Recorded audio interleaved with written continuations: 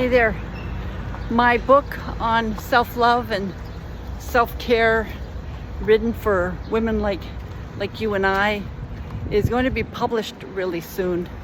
You know, in that book, I do share some of my stories. It's in part a teaching memoir, but it's really about helping you to love yourself more.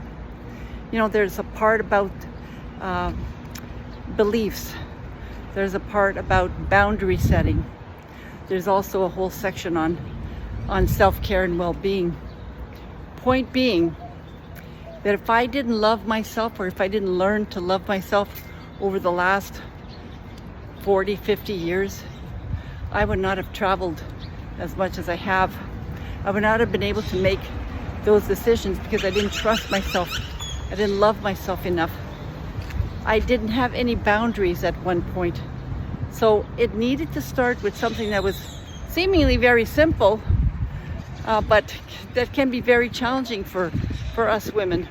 And that starts with us, right? Having to take a look at who we are, a look at why we do certain things, why we fall into certain patterns, especially when we, end up in relationships that aren't good for us.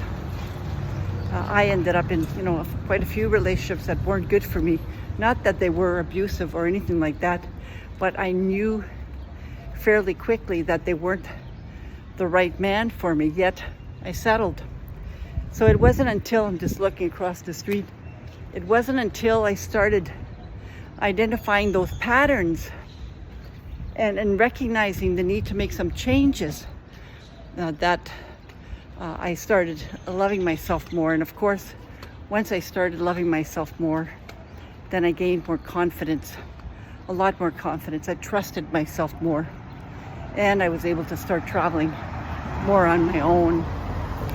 So stay tuned for more information. But if you do want to travel more on your own, send me an email, backinthegrooveagain@gmail.com. I can help you tell your own traveling stories. Take care. Bye-bye now.